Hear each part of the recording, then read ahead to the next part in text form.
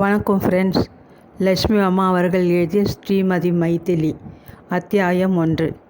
கதையின் சுருக்கம். புகழை காக்க விரும்பும் மனைவி இல்லாதவருக்கு இகழ்ந்து பேசும் பகைவர் முன் காலை போல் நடக்கும் பெருமித நடை இல்லை என்று வள்ளுவ பெருந்தகையின் கூற்றை புகழ் புரிந்த இல்லோர்க்கு இல்லை இகழ்வார் முன் ஏறு போல் பீடு நடை என்று ஈரடி குறள் நமக்கு உணர்த்துகிறது. வீணர்களின் வம்பால் வளமான வாழ்விலிருந்து வறுமை சூழலுக்குள் தள்ளப்பட்டு அதிலிருந்து தத்தளித்து தடுமாறி தன் கணவன் நீலகண்டனுடன் நீந்தி கரையேறும் மைதிலி தன்னை துச்சமாக எண்ணி தூற்றியவர்களை துதிப்பாடி ஸ்ரீமதி மைதிலி என்று தன்னை துதிக்கும் அளவிற்கு புகழேணியில் ஏறி நிற்பதோடு தன் கணவனும் தலை நிமிர்ந்து நடக்க துணை நிற்கிறாள். மேற்கண்டு வள்ளுவ பெருந்தகையின் வாக்குக்கு விளக்கமாக இது பல ஆண்டுகளுக்கு முன்பு ஆனந்த விகடனில் வெளிவந்து ஆயிரம் அன்பு உள்ளங்களை கொள்ளை கொண்டது இந்த நாவல். அத்தியாயம் 1. உக்ரான அறையை பத்திரமாக பூட்டி சாவி கொத்தை இடையில் சொருகி கொண்டு மைதிலி உள்ளே செல்ல திரும்பினாள். அம்மா, லாண்ட்ரி பையன் சலவை கொண்டு வந்திருக்கிறான் என்று குரல் கொடுத்தான் வேலைக்காரர் சிறுவன் அண்ணாமலை. மைதிலி, இன்னும் காப்பி தயாராகவில்லையா? எனக்கு அவசரமாக வெளியே போகணும்னு சொன்னேனே என்று நீலகண்டனின் கம்பீரமான குரல் மாடி வராந்தாவினின்று விழுந்தது. அம்மா, குழந்தை மைதிலி சமையல் விவரம் ஒன்றுமே சொல்லலையே. இந்த வீட்டில் ஒருத்தருக்கு பிடிச்சது ஒருத்தருக்கு பிடிக்காதே. நீ கொஞ்சம் சொல்லிவிட்டு போனால் நான் மலமலன்னு என் காரியத்தை கவனிப்பேன் என்று ஈனஸ்வரத்தில் முனைகிய வண்ணம் சமையல் கட்டிலிருந்து வந்தார் ஷாம்பு. மைதிலி அம்மா, என் ஸ்லேட் பென்சில் உடைஞ்சு போச்சு, வேறு புதுசாக வேணும், எடுத்துக்கோடு என்று ஓலமிட்டு வண்ணம் ஓடி வந்த குழந்தை மாதவன் அவள் காலை கட்டி கொண்டான். இவ்வளவும் போதாது போல் வாசலில் வந்து நின்ற கருவேப்பிலை கூடைக்காரி தெருவை இரண்டாக்கி விடுவது போல் பெருங்குரலில், அம்மா, கருவேப்பிலை, கொத்தமல்லி, அம்மா அம்மா என்று கூப்பாடு போட்டு கொண்டிருந்தாள். புளி சுயக்காய் ஒன்றும் போடவில்லை அம்மா, உங்களைத்தானே என்று சமையல் கட்டு ஓரத்து முற்றத்திலிருந்து கூச்சலிட்டாள் வேலைக்காரி முனியம்மாள். அவளது கோபம் பாத்திரங்களின் மீது பிரதிபலித்து கொண்டிருந்ததனால் பித்தளை பாத்திரங்கள் கல் தரை மீது தாறுமாறாக இழுக்கப்படும் வாசை நாரசமாக அங்கிருந்து எழும்பிக் கொண்டிருந்தது. இவ்வளவு கூக்குரல்கள் சப்த ஜாலங்களுக்கும் முத்தாய்ப்பு வைப்பது போன்று மாடியறை ஜன்னல் வழியே இருந்து, மைதிலி, இன்னும் என்ன பண்ணி கொண்டிருக்கிறாய் என்று ஒரு பெண்மணியின் அதட்டலான குரல் இட்டுக்கட்டு சுருதியில் கிரீச்சிட்டு அலறியது. கருவேப்பிலைக்காரியும் லாண்ட்ரி பையனும் சற்று நேரம் தாமதித்தாலும் பரவாயில்லை. மங்கள பவனத்தின் எஜமானியான மங்களமாலின் பயங்கர குரலை அவ்வாறு புறக்கணிப்பது முடியாத காரியம். ஆதலால் மைதிலி சற்றென்று ஏதோ வந்து கொண்டிருக்கிறேன் அக்கா என்று பதிலுக்கு கூவினாள். இத்தனை பேர்களையும் ஒரே சமயத்தில் எப்படி கவனிக்க முடியும் என்று ஒரு கணம் சம்பித்து போய் நின்றாமல் உடலில் ஏதோ மின்சார சக்தி திடீரென்று புகுந்து விட்டது போல் ஒரு பரபரப்பு ஏற்பட்டது. 8 கால்களும் 12 கைகளும் உழைத்து விட்டது போல் அனாயாசமாக ஒரு கணம் அவளிடம் குடிக்கொண்டது. அண்ணாமலை, லாண்ட்ரி பையனை வெள்ளையை வைத்துவிட்டு சாயங்காலம் வர சொல்லு. இப்போது கணக்கு பார்க்க நேரமில்லை என்று உத்தரவிட்டாள். ஷாம்பு தாத்தா, உங்களுக்கு தெரியாதா? எஜமானனுக்கு 2 நாளாக ஜலதோஷமாக இருப்பதால் மிளகு ரசம் வைத்து விடுங்கள், மற்றவை முந்தா நாள் போல் செய்து விடுங்கள் என்று குறிப்பாக கூறிவிட்டு, அண்ணாமலை, கருவேப்பிலைக்காரியை கூச்சலிட சொல்லாதே, ஒரு கட்டு குத்தமல்லி மட்டும் போதும், வாங்கி ஷாம்பு தாத்தாவிடம் கொடு என்று உத்தரவிட்டாள். முனியம்மாள், பாத்திரங்கள் ஜாக்கிரதை, உனக்கு இவ்வளவு கோபமா என்று புன்முறுவலுடன் அவளுக்கு வேண்டியவைகளை எடுத்து நொடி பொழுதில் கொடுத்துவிட்டு மாதவன் முகத்திலே வழிந்த கொண்டிருந்த கண்ணீரை அன்புடன் தன் சேலை தலைப்பால் துடைத்தாள். என் கண் அல்லவா, பென்சில் உடைஞ்சால் போகட்டும், அதற்காக அழுவார்களா என்று தேற்றிவிட்டு அலமாரியை திறந்து புதிய பென்சில் ஒன்றை எடுத்து கொடுத்தாள். ஷாம்பு தயாராக எடுத்துக்கொண்டு வந்து அளித்த காப்பி நிறைந்த 2 பாத்திரங்களை 2 கைகளிலும் வாங்கி எடுத்துக்கொண்டு மாடிப்படிகளை மின்னல் போல் தாண்டி கொண்டு மேலே சென்றாள்.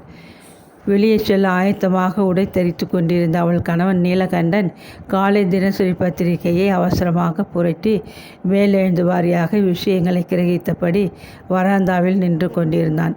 புடவையின் சலசலப்பு ஓசையை கேட்டதும் பத்திரிகை முகத்தில் நின்று தாழ்த்தி கொண்டு மைதிலியிடம் ஏதோ பேச வாயை திறந்தான்.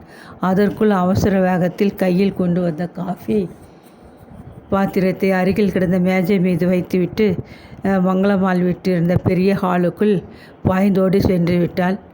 மங்களம் வழக்கம் போல் அன்று காலையும் நன்றாக விடிந்த பின்னர்தான் தூக்கத்தினின்று எழுந்திருந்தாள். பல் துளைக்க 1 மணி நேரம் சென்றிருந்தும் தூக்கம் இன்னமும் அவளை பூர்த்தியாக விட்ட பாடில்லை. நெற்றி மீது அலங்கோலமாக புரண்டு கொண்டிருந்த தன் கூந்தலை இடது கரத்தால் ஒதுக்கி விட்டு கொண்டு நித்திரை கலக்கம் மிதந்து கொண்டிருந்த பாதி மூடிய விழிகளால் மைதிலியை ஏறெடுத்து ஒரு முறை பார்த்தாள். எப்பொழுது கூப்பிட்டேன், ஏன் இவ்வளவு நாழி என்று கொஞ்சம் அதட்டலாக வினவினாள். மாதவன் அழுது கொண்டிருந்தான். அவனை சமாதானப்படுத்திவிட்டு என்று மைதிலி முடிப்பதற்குள் சொன்னால் உனக்கு குற்றமாகப்படும், சொல்லாவிட்டாலும் எனக்கு தான் தொல்லை. மாதவனுக்கு நீ அதிக செல்லம் கொடுத்து குட்டி செவராக்குகிறாய். உன்னை சொல்லி பயன் என்ன? என் தலையெழுத்து. வருஷம் 7 ஆகியும் இந்த பாழும் ஆபரேஷனுக்கு பின் ஒரு நாள் கூட உன் உடம்பு நேராக இருந்ததில்லை.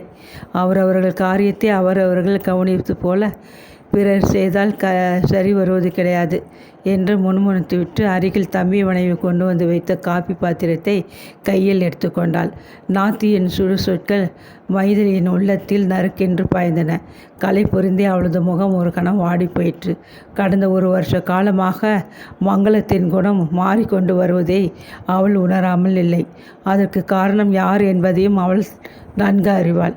1 வருஷத்திற்கு முன்பு மங்கள பவனத்தில் ஏதோ உறவு முறை கூறிக்கொண்டு தானே வந்து ஒட்டி கொண்ட குடும்பத்து தூர உறவினரான சித்தப்பா முத்துசாமி தீட்சிதரின் உபதேசங்கள் மங்களமாலை ஆட்டுவித்து அறிவை குலைத்து விட்டிருக்கின்றன என்பதை மங்கள பவனத்தில் வசிக்கும் அனைவரும் அறிவார்கள்.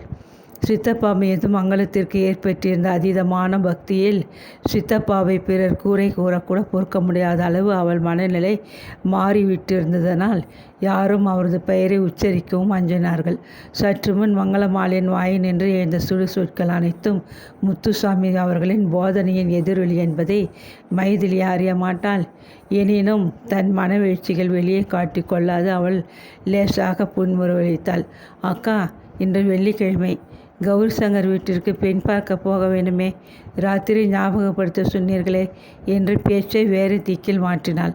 மங்களம்மாள் கணவன் என்று விழித்தவள் போல் திடுக்கிட்டு நிமிர்ந்து உட்கார்ந்தாள். ஆமாம், நல்ல வேளை ஞாபகப்படுத்தினாய். ராகு காலத்திற்கு முன்னாடி கிளம்பிவிட வேண்டும். ஸ்நான அறையில் எனக்கு வெந்நீர் சுத்தப்படுத்தி வைத்துவிட்டு என் பெரிய பீரோவை திறந்து மாந்தளிர் வர்ண சேலையும் மஞ்சள் நிற ரவிக்கையும் எடுத்து வை. அதோடு மோகனதாஸ் லால் கடையில் போன வாரம் வாங்கி வந்த அந்த புது நெக்லஸையும் எடுத்து வை என்று உத்தரவிட்டார். சரி அக்கா என்று பணிவுடன் பதிலளித்த மைதிலி காலியான காஃபி பாத்திரத்துடன் அவ்விடத்தை விட்டு அகழ்வதை கண்ணுற்றதும் மங்களத்திற்கு திடீரென்று நினைப்பு வந்தது. தொண்டையை கனைத்து சரிப்படுத்தி கொண்டு, மைதிலி, அவர் காஃபி சாப்பிட்டு ஆயிற்றா, ஸ்நானம் பண்ணி ஆயிற்றல்லவா என்று வினவினாள். அவர் என்று அவள் குறிப்பிட்ட மனிதர்தான் மங்கள பவனத்தின் எஜமானர் திவாகரன் அவர்கள்.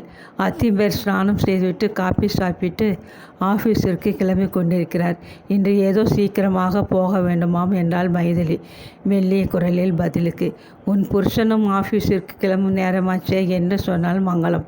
அவரும் அத்திம்பேருடன் கூட சீக்கிரமாக கிளம்பி கொண்டிருக்கிறார் என்று பதிலளித்த மைதிலி மேலே தனது நாத்தி கேட்கக்கூடும் என்று ஊகித்த சில கேள்விகளுக்கும் தானே பதில் சொல்ல ஆரம்பித்தாள். சின்னவர் டென்னிஸ் விளையாட போனவர் இன்னமும் வரவில்லை. ஆனால் இன்று பெண் பார்க்க போகிறோம் என்பது அவருக்கு தெரியும். அதனால் சீக்கிரமாக வந்து விடுவார் என்று எதிர்பார்க்கிறேன். நீங்கள் ராத்திரி சொன்னபடியே சமையல் திட்டத்தை சாம்பு தாத்தாவிற்கு சொல்லிவிட்டேன். மாதவனை குளிப்பாட்டி சாதம் போட்டு பள்ளிக்கூடம் அனுப்ப வேண்டியதுதான் பாக்கி. இதோ கீழே போனதும் முதலில் அவனைத்தான் கவனிக்கப் போகிறேன் என்று பெணப்படவென்று கூறினாள். வீட்டு காரியங்கள் ஒன்றையும் கண்களால் கூட கூர்ந்து கவனிக்க மாட்டாள் மங்களம். தரையில் கிடக்கும் ஒரு துரும்பை எடுத்து அப்பால் போடுவது கூட அவளால் ஆகாத செயல். அவ்வளவு சோம்பேறித்தனம் அவளது இரத்தத்திலும் உடலிலும் ஊறி கிடந்தது. எனினும் தான் வீட்டு எஜமானி என்ற நினைப்பை மட்டும் அவள் ஒருபோதும் கைவிட்டதில்லை. மாடி அறையிலே மிருதுவான சோஃபா ஒன்றில் சாய்ந்து கொண்டிருந்த வக்கீலை பழைய காலத்து நாடகங்களிலே அல்லி தர்பாருக்குள் பாடிக்கொண்டு வந்து சிம்மாசனத்தில் அமர்ந்ததும் தன் தோழி மந்திரி பிரதானிகளை நோக்கி, மாதம் மும்மாறி பொழிந்ததா மந்திரியே? கோவில்களில் திரிகாலமும் பூஜைகள் சரிவர நடக்கின்றனவா என்பது போன்று படபடவென்று 100 கேள்விகளை கேட்டு ராஜ்ய பரிபாலனத்தை அறிந்து கொள்வது போல் அவள் தினமும் வீட்டு விவகாரங்களை இருந்த இடத்திலிருந்தே வாயால் கேட்டு அமுல் செய்வதில் மட்டும் தவறுவதே இல்லை. நீயும் கௌரி சங்கர் வீட்டுக்கு எங்களோடு கூட வர வேண்டும் என்பதை மறந்து விடாதே. சீக்கிரம் எல்லா காரியத்தையும் முடித்துக்கொண்டு எங்களுடன் கிளம்ப தயாராக இரு என்று உத்தரவிட்ட மங்களம் சோமல் முறித்து கொண்டு எழுந்தாள். இன்றைக்கு வெள்ளிக்கிழமை என்பது ஞாபகம் இல்லையா என்ன? ஏன் இப்படி எல்லோரும் மசமசென்று இருக்கிறீர்கள் என்று அட்டகாசமான குரலில் கேட்ட வண்ணம் சமுத்திராலை போல் எழும் ஆசையுடன் உள்ளே நுழைந்தார் சித்தப்பா முத்துசாமி தீட்சிதர். வீடு முழுவதிலும் அலைகள் போல் பரவி 8 திக்குகளிலும் மோதி எதிரொலி செய்யும் அளவிற்கு பெரும் குரலில் ரீங்காரம் ஓங்காரம் செய்து பூஜை அறையில் சிம்ம கர்ச்சனை போன்று ஆடம்பரமாக கடவுளை பூஜித்து கொண்டிருந்த அவர் அப்பொழுதுதான் பூஜையை முடித்துவிட்டு வந்திருந்தார். ஆதலால் அவர் ஹாலுக்குள் பிரவேசிக்கும் முன் கற்பூரம், சாம்பிராணி, சந்தனம் இவைகள் அனைத்தும் கலந்த இனிய நறுமணம் ஒன்று லேசாக காற்றுடன் மிதந்து கொண்டு வந்தது. பனியன் மீது அலங்காரமாக போட்டு கொண்டிருந்த சரிக அங்கவஸ்திரத்தை கையில் எடுத்து அசட்டையாக அருகில் இருந்த சோஃபா ஒன்றில் வீசி போட்டுவிட்டு உஸ் என்று பெருமூச்சு விட்டபடி மங்களத்தின் சமீபமாக அமர்ந்தார். ஜன்னலிலிருந்து உள்ளே வீசிய இளம் சூரியனின் வெண்கதிர்பட்டு கண்ணாடி போல் பிரகாசித்து கொண்டிருந்த தமது வழுக்கை மண்டையை இடது கையால் தடவி விட்டு கொண்டார். மங்களத்தின் முகத்தில் நின்று மைதிலி பக்கம் பாய்ந்த அவரது கூரிய கண்கள் நெருப்பு போல் ஒரு வினாடி எரிந்தன. மைதிலி, என் ஆச்சார விவகாரங்களை பற்றி சாம்புவுக்கு கடுமையாக உத்தரவு போட்டிருந்தால் இப்படி நடந்திருக்காது என்று என் காலை வேலை காஃபியிலே அவன் மண்ணை போட்டு விட்டான் என்று அதட்டினார். மங்களத்தின் முகம் கோபத்தில் குப்பென்று சிவந்து போயிற்று. என்ன செய்தான் அவன் என்று திடுக்கிட்டு பரபரப்பாக வினவினாள். காஃபியை இந்த துறை தானாக எடுத்துக்கொண்டு வந்து கொடுத்தால் அந்தஸ்து தாழ்ந்து விடும் போலிருக்கிறது. அவனுக்கு கூட உதவி செய்ய போன மாதம் இந்த இதில் ஏற்படுத்தினாலே ஒரு வாண்டு பயல், அதுதான் இருக்க அந்த விடியாமூஞ்சி ரங்கன்னு அதன் கையில் கொடுத்து விட்டு அனுப்பியிருக்கிறான். அந்த சனி விடிஞ்சு இத்தனை நாழியாகியும் இன்னும் குளிக்கவில்லை. போயும் விழுப்பு காப்பியை இன்னைக்கு பார்த்து சாப்பிட எனக்கு தலையெழுத்தா? போடா எடுத்துக்கொண்டு உள்ளே என்று ஒரு இரைச்சல் போட்டுவிட்டு நான் இங்கே வந்து விட்டேன் என்று கூறி முடித்த முத்துசுவாமி மிகவும் ஆக்ரோஷமாக மைதிலியை ஒரு முறை உறுத்து பார்த்தார். இந்த சாம்புவுக்கு எல்லாம் நீ கொடுக்கிற இடம்தான். இல்லாவிட்டால் எனக்கு அப்படி ரங்கன் கையில் கொடுத்து அனுப்ப அவனுக்கு அத்தனை நெஞ்செழுத்தம் ஏற்பட்டிருக்குமா என்று அதட்டி கேட்டார். மைதிலி பதில் சொல்லும் முன் கோபத்துடன் குறுக்கிட்டாள் மங்களம். போய் சித்தப்பாவுக்கு உன் கையால் காப்பி கலந்து சீக்கிரம் எடுத்து வா. சற்று முன் கேட்டதற்கு எல்லா காரியமும் நடந்து விட்டதுன்னு சொன்னியே என்று சினம் பொங்கிய குரலில் ஆக்ஞித்தாள். மைதிலி ஏதோ சொல்ல மங்களத்தின் முகத்தை நிமிர்ந்து பார்ப்பதை உணர்ந்த முத்துசுவாமி, போமா சீக்கிரம், ஓடுற பாம்பை மிதிக்க வேண்டிய வயசு உனக்கு, ஆனாலும் ரொம்ப சோம்பேறித்தனம் இருக்குது. ஒரு காரியத்திற்கு போனால் போன இடமாக நின்று விடுகிறாய். போ சீக்கிரம், மணி 10 அடிப்பதற்குள் எல்லாரும் கிளம்பியாக வேணும் என்று அதட்டினார். கண்களில் பொங்கி எழுந்த கண்ணீரை சிரமப்பட்டு அடக்கி கொண்ட மைதிலி கீழே இறங்கி செல்ல வராந்தாவின் பக்கம் வந்தாள். ஹாலில் நடந்த சம்பாஷணை அனைத்தையும் கேட்டு கொண்டு நின்ற நீலகண்டனின் முகமும் கோபாவேசத்தில் இரத்தமாக மாறிவிட்டிருந்தது. படிகளில் இறங்கி செல்ல எத்தனித்த மைதிலி அருகில் பாய்ந்து சென்று அவளது கரங்களை பலமாக பற்றி கொண்டு, போதும், இவர்களுக்காக செய்த காரியம் ஏவியதெல்லாம் செய்து கொண்டிருக்க நீ இந்த வீட்டின் வேலைக்காரியா என்று அதட்டி கேட்டான் அவன். இப்போ இறைந்து பேசாதீர்கள், அக்கா காதில் பட்டுவிடப் போகிறது என்று கலவரத்துடன் தாழ்ந்த குரலில் எச்சரித்த மைதிலி தன் கரங்களை கணவனது பிடியில் நின்று விடுவித்து கொண்டு கீழே இறங்கி ஓடினாள். வேகமாக அவளை பின்தொடர்ந்த நீலகண்டன் சமையலறைக்குள் புகுந்தான். அது சமயம் அங்கே சாம்பு தாத்தா இருக்கவில்லை. அடுப்பில் காய்ந்து கொண்டிருந்த பாலை கரண்டியில் கலக்கியபடி நின்ற மைதிலியிடம் அவன் வேகமாக வந்தான். மைதிலி, என்னால் இனி தாழவே முடியாது. உன்னை இவர்கள் நடத்தும் முறையை கண்டு என் நெஞ்சு பதைக்கிறது. ரத்தம் கொதிக்கிறது. என் அக்கா அதட்டுவது பற்றி நான் குறை சொல்ல மாட்டேன். என்னையும் தம்பியையும் அவள் சொந்த பிள்ளைகள் போல் இதுவரை பாவித்து வளர்த்து விட்டாள். அவளுக்கு ஓரளவு அதட்டக்கூட உரிமை உண்டு. அத்திம்பேர் கடுமையாக எப்பொழுதாவது பேசினாலும் அதை நான் பாராட்ட மாட்டேன். அவரும் சொந்த தகப்பனை போல் என்னை நடத்தி வந்தவர். உன்னையும் அவ்வாறே நடத்துகிறார். ஸ்ரீகாந்தன் என் தம்பி. சில சமயம் உன்னிடம் மரியாதை குறைவாக நடப்பதையும் நான் பாராட்டவில்லை. கூட வளர்ந்த தோஷத்தினால் அவன் அவ்வாறு தவறு செய்து விடலாம். சாம்பு தாத்தா உன்னை அதட்டுவதை கூட நான் பொருட்படுத்தவில்லை. வெகு நாளாக இந்த வீட்டில் சமையல் தொழில் செய்த போதிலும் உறவு மனிதர் போல் எங்கள் இருவரையும்